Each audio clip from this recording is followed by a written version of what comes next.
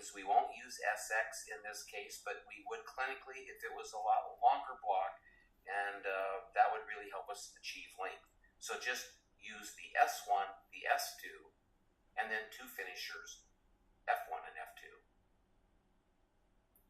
Here comes our 10 file. Notice the rubber stop that's just a bit off the screen, but it's doing very small back and forth reciprocatory motion. It's not really making a big motion, just a small back and forth rocking. When you get that file down the canal and get about a half or one stop short of length, let's not reciprocate the handle anymore so we don't transport. Let's just slide in, slip and slide.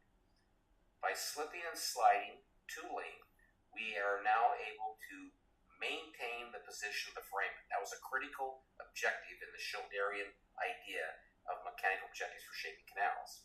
This is when you would use clinically an apex locator or use a film to determine working length. With a known working length, let's establish patency. Remember, the canal was patent before you ever started, and it should be patent now, and to do that, let's confirm it. Move the file deliberately and intentionally to and minutely through the framing, and continue little short half-stop amplitude pull strokes, push-pull, push-pull, push-pull, until the file is loose. When the file is really super loose at length, then the canal has been transitioned to a little greater than a 10, and the question now remains, is it appropriate to use a mechanical file in this canal? Is it safe? That's the bottom line. Is it safe? And to determine if we can use a mechanical file, we need to confirm not only patency, but then we need to verify the glide path. To verify the glide path, pull the file back about one stop and see if you can slip and slide back to length. Now pull the file back 2, 3, or 4 stops and see if you can slip and slide over the apical 1/3 of that canal. If you can slip, slide, and glide over the apical 1/3 of the canal, bath of fresh reagent, we can start using ProGlider. Remember, ProGlider replaces the stainless steel fit feed. Let the ProGlider run towards length.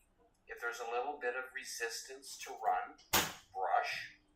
Notice where the file's cutting. It's cutting away from its length. It's pre-enlarging the canal.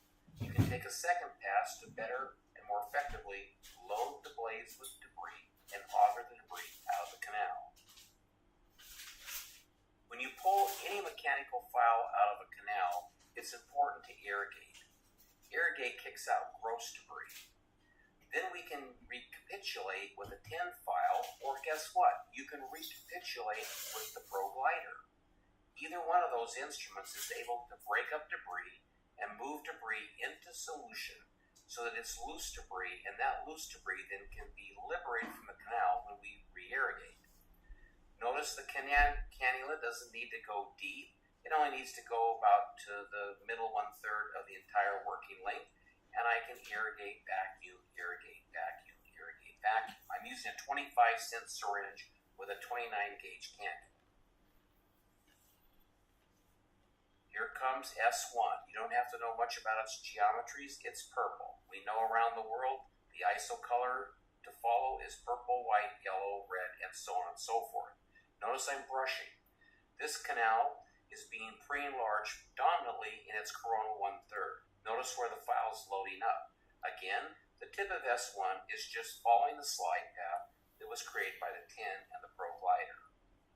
Once we've achieved length, we can remove the file, and guess what? Again, let's irrigate. A lot of colleagues skip these little steps, and that's how we get into trouble. Again, we can recapitulate with either the 10 file or even use a much more flexible ProGlider to just clear the canal, break up debris, move it into solution so that we can re-irrigate. Again, irrigate, vacuum, irrigate, vacuum. You can bump these solutions, and notice we're moving solutions much deeper than the placement of the cannula. Here comes the S2. It'll carry a shaping wave progressively deeper into the canal, and it'll work primarily in the middle 1/3.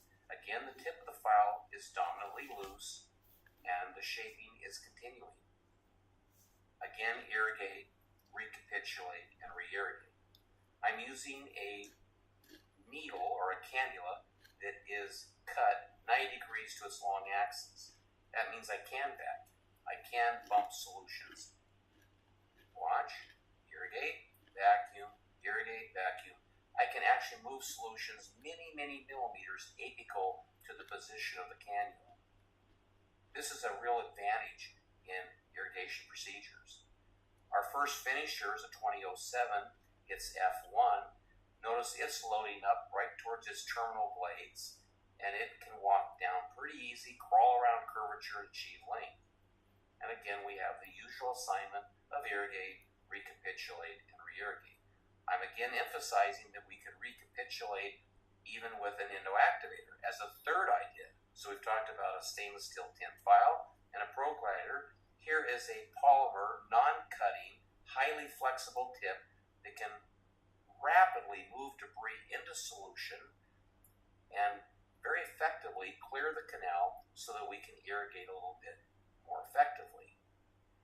Look at these files when they come out, especially the finishers, and see where they're cutting. We want to see debris on the more terminal blades of a file, which indicates that file just cut its shape in the apical 1/3. It would be needless to continue going through a higher level files and expanding the diameter if the file is loaded. If it's loaded, we've just cut its shape and it's done. Again, you can recapitulate this time with an endoactivator, break up debris, move it into solution. Notice how clean the canal gets rapidly by just following the endoactivator in and agitating the solution.